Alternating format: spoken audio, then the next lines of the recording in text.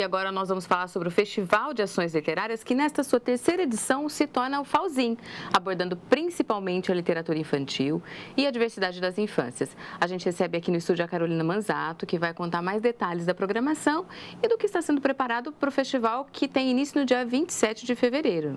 Não é mesmo, Carol? Boa tarde. Carol, o Festival de Ações Literárias ele passou por uma mudança, pelo menos no nome. O que isso significa? Passou mesmo. Boa tarde, Ari. Boa tarde para todo mundo que está assistindo.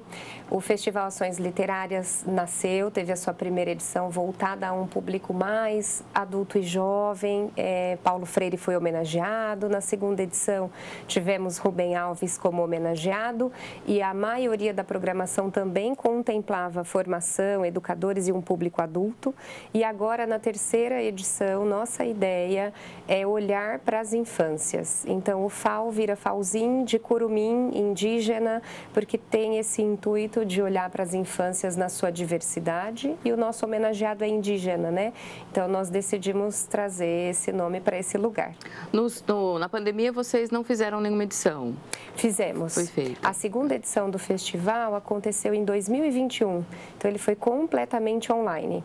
Sim, esse ano voltado mais para esse público infantil. Antes de você me falar um pouquinho mais desse público, fala um pouquinho sobre o homenageado, né? Já que você disse que é um indígena e que também Sim. O nome ganha um pouquinho dessa pitada indígena. Sim, nosso homenageado é Olívio Jecupé, ele é um escritor guarani, ele é Guarani Mibiá, teve bastante tempo morando em Parelheiros, agora se encontra em Curitiba, e ele vem com a família para o festival. Ele é escritor para as infâncias e também escritor de poesia, escritor de textos para adultos e de outros espectros que não apenas a literatura indígena, mas tem uma produção bem consistente. Acho que a primeira publicação do Olívio foi em 82 ou 84, então ele está na caminhada aí de publicação há bastante tempo e merece essa visibilidade, né? Sim, Carol, tanto no material de divulgação quanto aqui a gente conversando agora, você fala em infâncias, né, no plural. Por que vocês assumiram esse plural? Porque depois de tanto tempo como educadora, convivendo com crianças e estudando as infâncias mais profundamente, mais recentemente, e depois de ter sido mãe também, me parece muito claro que é impossível olhar para a infância como um bloco homogêneo. Então, infâncias no plural, porque nós estamos nos referindo a uma diversidade geográfica, social, individual e subjetiva, e infâncias no sentido das crianças cronológicas hoje e também das crianças que os adultos já foram. Então, é infâncias no plural, completamente no plural. Carol, começa no dia 27, é isso? Fala um pouquinho sobre a grade, sobre a programação, como é que vai funcionar mais ou menos a estrutura? Bom, o FAUZIN foi idealizado da seguinte maneira: ele é para as infâncias e sobre as infâncias. Então, nós temos programação das 13 às 21, do dia 27 ao dia 4. Nos primeiros momentos da tarde, a programação se volta para as crianças, então, mediação de leitura, contação de histórias. E depois nós começamos com bate-papos e oficinas para a formação das pessoas que trabalham com as crianças. E aí temos convidados e convidadas, assim, diversos e diversos. Então, tem população indígena, tem educação antirracista com a Ananda Luz, que é uma mulher preta que vem de Salvador, por exemplo. Tem Sacolinha, que é escritor, que vem da periferia. Tem Denise Guilherme e Cristiane Tavares, que são estudiosas das infâncias. Gabriela Romeu e muita gente também do campo da literatura. Voltada para a cultura da infância. Tá, esse horário que você me passou, então, são um horário mais num período da tarde, início de noite, deve dificultar um pouquinho a participação. Vocês têm um público-alvo? O que vocês pretendem com esse horário, com essa grade? Bom, é possível para quem for educador ou for educadora e tiver interesse, fazer contato, fazer agendamento para levar essas crianças durante o período escolar, então escolas interessadas. E estamos pensando em pessoas que trabalham com as infâncias, então que esse diálogo possa acontecer com as instâncias que estão aí com as crianças nesses momentos.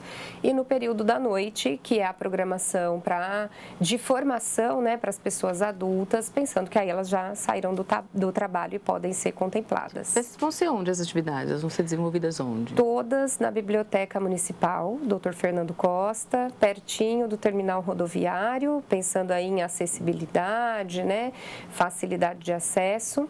E tudo gratuito. Você falou em turmas. Quem quiser participar com turma escolar, com, não sei se escola municipal ou mesmo escola particular, tem que fazer um agendamento? Como que vai funcionar? É interessante que sim, não tem restrição de quantidade de público, mas é interessante para que nós, que estamos pensando o festival, possamos nos organizar quanto à infraestrutura, materiais para as oficinas. Então, algumas escolas já fizeram agendamento. Quem tiver interesse, é bom entrar em contato. Você quer dar um endereço, um telefone? É possível falar comigo, 17 981 67 2000, ou escrever e-mail prof.carolmanzato@gmail.com. Tá, no final a gente vai repetir essas informações. Combinado. Para o pessoal anotar. Você mesmo disse que teve uma edição que foi online e a gente se acostumou muito a eventos online nesse tempo de pandemia. Vai ter alguma transmissão? Sim. Não do festival todo, então a segunda edição do festival ela foi completamente online, foram 10 dias de programação, mas estamos retomando o contato, a interação, o presencial e muito felizes por isso. Agora, os bate-papos que acontecerão no período da noite, fim da tarde, noite, eles serão transmitidos pelo canal da Casa de Criar no YouTube. Tá. A gente fala um pouquinho da infância, você destacou esse papel da infância, a infância que também são infâncias. Qual que é a importância do contato das crianças com a literatura?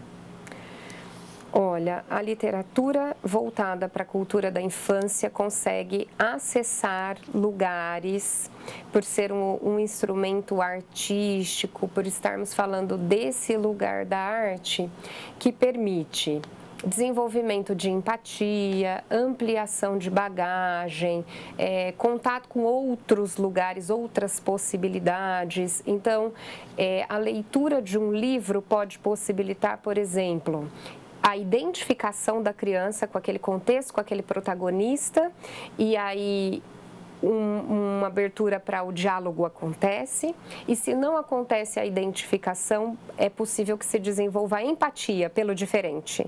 Então, a literatura, os textos narrativos, a poesia, além da possibilidade de contato com o lúdico, de ampliação de vocabulário, de desenvolvimento cerebral mesmo, de possibilidade de texto, esse lugar de formação de repertório, permite o desenvolvimento de empatia, a ampliação de bagagem. Sim, esse contato tem tempo para começar, Carol? Quando que a gente começa a apresentar para as crianças os livros, a literatura? É possível que a gestante comece a ler desde a barriga. É possível e já tem efeitos comprovados. Mas nunca é tarde, porque quando nós falamos, olha, é possível que a gestante leia, quem foi gestante e não leu costuma se sentir culpada. E aí eu digo assim, não precisa, porque nunca é tarde, nunca mesmo. É possível que a pessoa ingresse no universo literário em qualquer tempo e fique maravilhada. Sim, e o festival acontece na biblioteca, né? A gente perdeu um pouco o costume de ir, né, às bibliotecas. Vocês querem também que as pessoas vejam aquilo para democratizar também um pouquinho desse acesso? Com certeza. Acho que o objetivo do FAO, na sua essência, é essa instalação numa biblioteca e que o festival sempre sirva como uma isca para que as pessoas se esparramem para além dele e gostem, tenham contato com os livros, fiquem e compreendam a biblioteca contemporânea como esse lugar também de diálogo, não só como um lugar silencioso. Né? Sim, eu vou deixar então aí para a câmera para você convidar as pessoas, para você passar de novo o contato, o canal do YouTube e fazer esse convite para quem quiser participar do FAOzinho. Muito obrigada. Bom, deixo então o convite a todas as pessoas. Caso queiram fazer o agendamento, o meu telefone é 17 98167 2000. O meu e-mail é prof.carolmanzato@gmail.com e as transmissões acontecerão pelo canal da Casa de Criar no YouTube. É isso, Ari. Muito obrigada, viu, Carol? Que seja um sucesso aí. Estou torcendo por vocês. Sou eu que agradeço. Obrigada, viu?